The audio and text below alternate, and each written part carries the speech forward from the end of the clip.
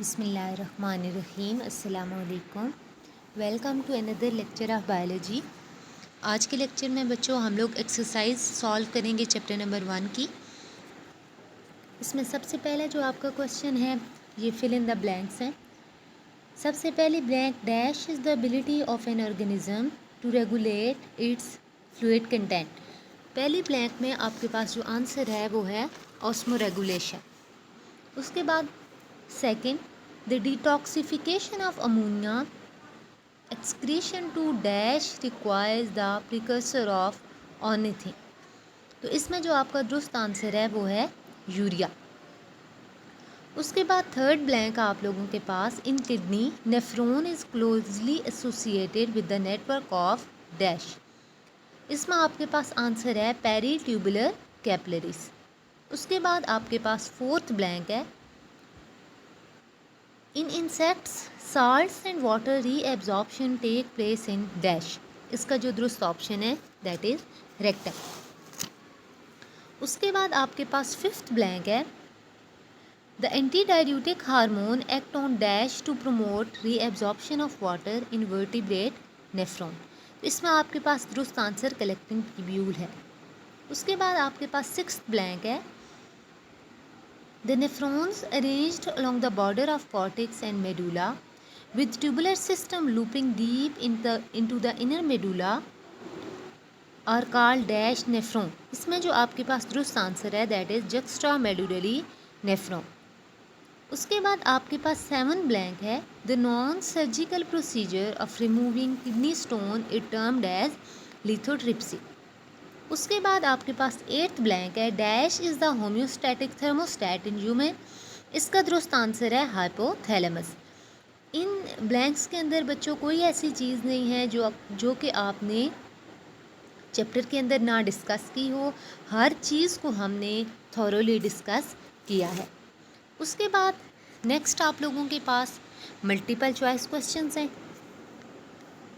इसमें सबसे पहला है, the protection of an internal environment from the harms of fluctuation is the definition of which of the following.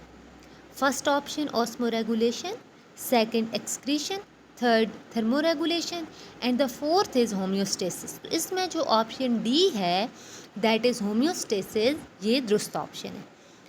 The category of the plants that has adaptations of small and thick leaves to limit water loss is called hydrophytes पहला option, xerophytes दूसरा option, mesophytes तीसरा option और hygrophytes चौथा option है। इसमें आपके पास option B that is xerophyte दुरुस्त ऑप्शन है।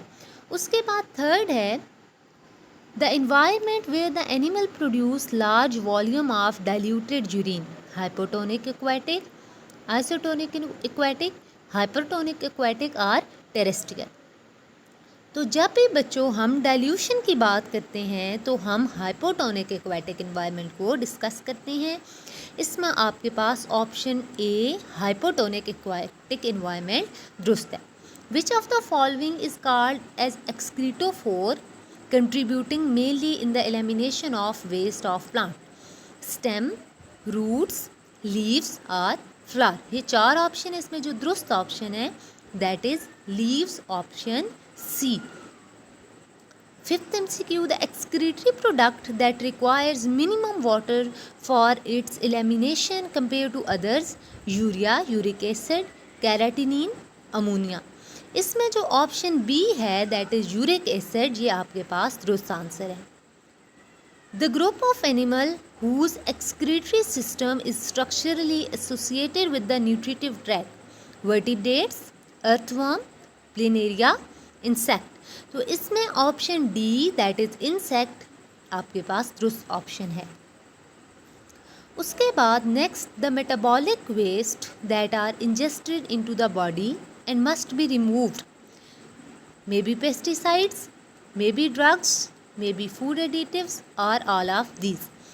अब इनमें बच्चों अगर पेस्टिसाइड्स हमारी बॉडी में इंटर हो गए हैं, किसी भी लिविंग ऑर्गेनिज्म की बॉडी में इंटर हो गए, उसको रिमूव करना है, ड्रग्स को रिमूव करना है, फूड एडिटिव्स वगैरह को भी रिमूव करना मस्ट होता है। तो इसमें जो दुरुस्त ऑप्शन है that is option D, all of these. Which one of the following is not endotherm, ये बहुत इंपॉर्टेंट MCQs है, बहुत सारे आपके पेपर्स में भी ये रिपीट हुआ है, ठीक है।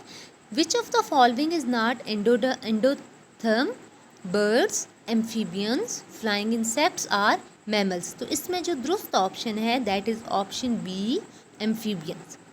उसके बाद next and the last MCQs is, ये भी बहुत इंपॉर्टेंट MCQ है, name the type of adaptations from the following that is responsible for shivering thermogenesis, structural, physiological, behaviour, none of this. तो इसमें आपके पास ऑप्शन बी, फिजियोलॉजिकल दुरुस्त है।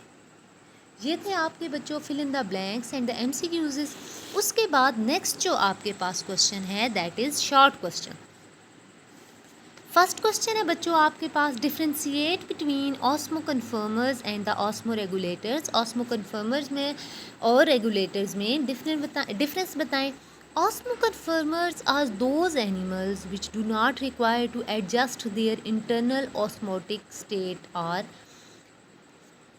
Internal environment actively. अब इसमें हम लोग बात किसकी कर रहे हैं कि ऑस्मो कन्फर्मर्स ऐसे ऑर्गेनिजम्स हैं जो कि अपनी इंटरनल एक्टिविटी को, इंटरनल ऑस्मोटिक स्टेट को एडजस्ट नहीं करते एक्टिवली, ठीक है। कन्फर्मर्स बच्चों नाम से ज़ाहिर है कन्फर्म है, और रेगुलेटर्स जो कि अपनी एक्टिविटीज़ को रेगुलेट करते हैं, इंटरनल ऑस्मोटिक स्टेट को रेगुलेट करते हैं, ठीक है।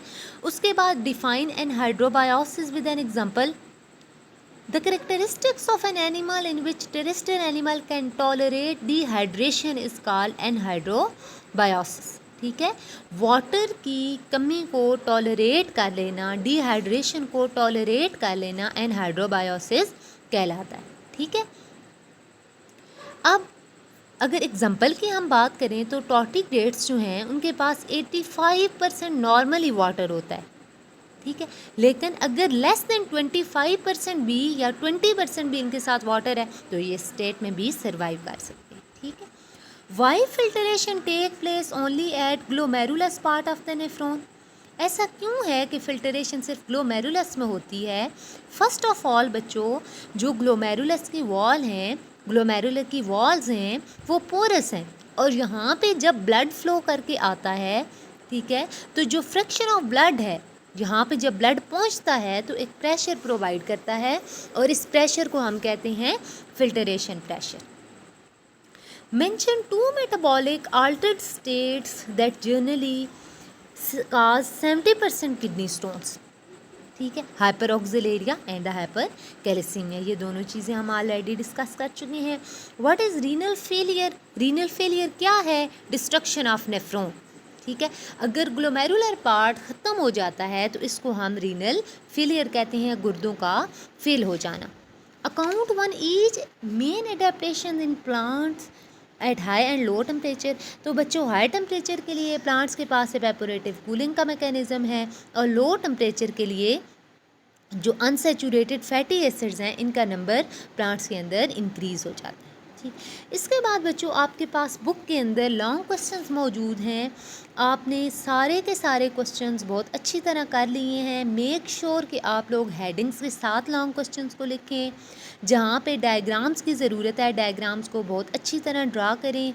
इसमें नेफ्रॉन का स्ट्रक्चर बहुत ज़्यादा इम्पॉर्टेंट है, ठीक है। इसी तरह कुछ एक्सक्रीटरी स्ट्रक्चर्स को हमने यूरिया साइकिल इसमें बहुत इंपॉर्टेंट है। कुछ ऑर्गेनिज्म के रिप्रेजेंटेटिव ऑर्गेनिज्म के हमने एक्सक्रीटरी स्ट्रक्चर्स को डिस्कस किया है, वो बहुत ज़्यादा इंपॉर्टेंट हैं। तो आप लोगों ने इसको अच्छी तरह से तैयार करना है। Thank you very much.